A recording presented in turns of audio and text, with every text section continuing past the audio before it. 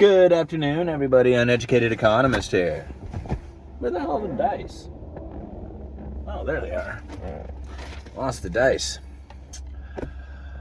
Alrighty. Thought I'd talk a little bit about the Federal Reserve and the lifting of interest rates. Now, everybody is anticipating that the Federal Reserve is going to reverse course and stop the lifting of interest rates, stall out, and then move back the other direction, start dropping interest rates. Now, people are talking about this being more of the possibility than, say, lifting of interest rates. Like, everybody is under the impression that the lifting of interest rates is coming to an end. Now, that very well could be the case, but the Federal Reserve is not going to reverse. They are not going to lower interest rates, and they have no intentions on doing that for quite some time. Now, the whole idea about the lifting of interest rates was to slow down the consumer, to prevent the consumer from keeping the inflationary pressures going. Like, this was the whole idea coming from the Federal Reserve, and it makes a lot of sense, right? You know, if you can put a restriction on the consumer by lifting of interest rates and preventing the flow of credit going into those consumable items, then most likely you're going to have a slowdown in consumerism. I mean, it's just kind of makes sense that way. Now, as far as slowing inflation down, the problem that I had seen coming into inflation had less to do with the money printing go burr and all the stimulus checks that went out there. Like, to me, that had a big impact as far as the initial shock to the economy and the lifting of prices and the wiping out of inventory. All that had taken place during that stimulus programs, right? But now we're suffering more with a supply chain constraint that has taken place and is still taking place. I mean, you're finding it, with the stories from the Mississippi River and the ports over on the East Coast, still having issues as far as getting these products, efficiently distributed throughout the nation. Now, over on the West Coast, things have freed up quite a bit. I mean, those hundreds of freighters sitting off of the coast of LA have now diminished down to just a handful, if any.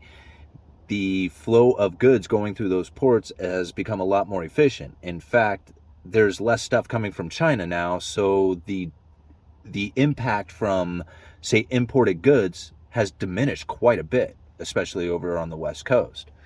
So we think about, like, the consumer. Is it really the consumer that is being hurt right now by the lifting of interest rates? And is that bringing the inflation down? I mean, that's like a big question out there.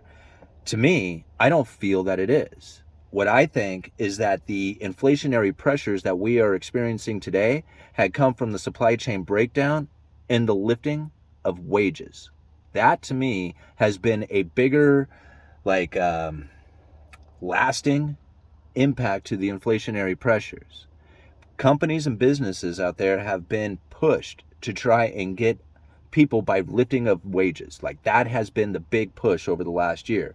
Can't find enough people, start lifting the wages. I mean, places like, fast food restaurants were not only giving huge sign-on bonuses, but then paying an hourly wage that was way more than minimum wages were. And this whole input cost going into businesses is one of the other reasons why we are seeing inflation running as high as we are.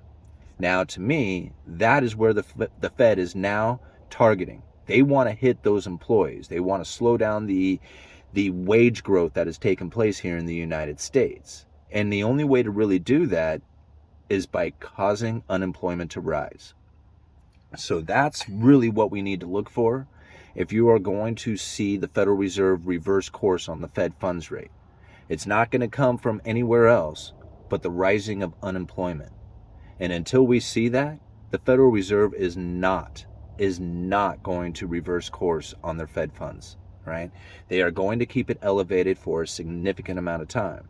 And they said that they were going to do this. I mean, think about back prior to the big run-up in inflation. The Federal Reserve said it then. They were going to let inflation run extra hot, extra long for an extended period of time. They said it, I mean, even John Williams had said it in a speech back in 2018. That speech that I always refer to, Monetary Policy for a Low Neutral Interest Rate World. It's an incredible speech. In that speech, he describes very, very accurately the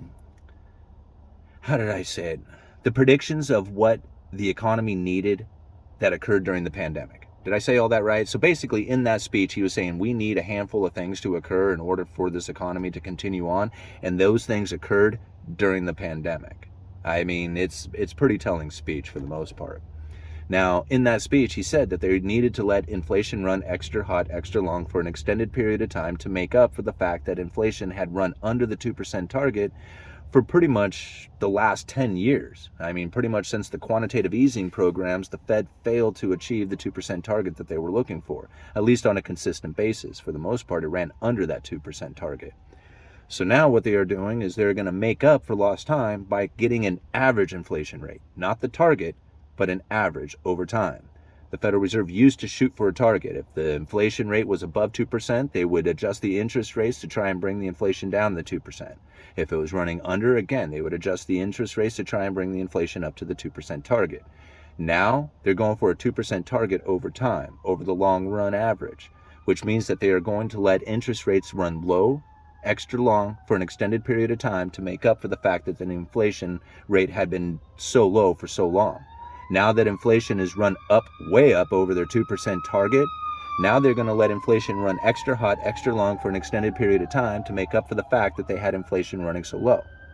So as far as interest rates and keeping them elevated, until the average inflation rate hits that 2% target, right, over time, not the 2% target that they're shooting for, like what they used to shoot for, now they shoot for the average.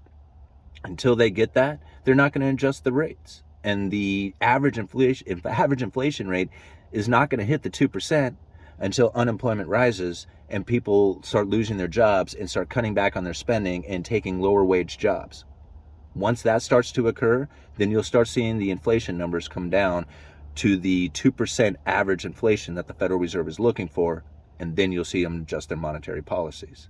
See, everybody's stuck on the idea that the Federal Reserve is more looking at like the markets and housing and stuff like that. They could care less about those things. I don't know why people think that the Federal Reserve is like so focused in on the markets. They're really not. I mean, they're focused in on the markets because they don't want to see a panic. But as long as they're not panic, like there's no panic selling taking place inside of the markets, they can care less. Like the markets can continue to go down so long as it's not panic selling. And really what the Federal Reserve is looking for is to keep the credit markets from freezing up. That's really the most important part for the Federal Reserve, is to make sure that anybody who wants a loan has access to get one. It doesn't necessarily mean that it's a good loan or one that somebody would want. It's just the fact that there would be a loan available out there, and that if they truly wanted it, they would be able to go out there and get it. That's what the Federal Reserve is looking for. Like the prices of homes, they could go up, down, sideways, whatever. They don't care about that.